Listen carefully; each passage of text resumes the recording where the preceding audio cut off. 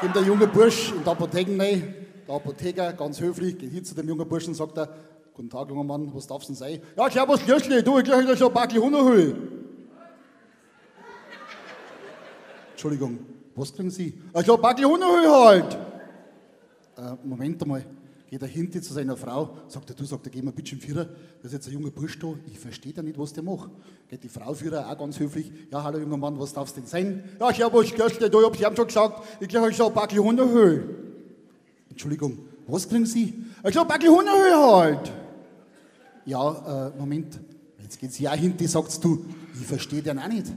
Aber wir haben da hinten an im Lager, der wo immer das Zeug so einräumt, der redet so ähnlich, vielleicht versteht ihn der.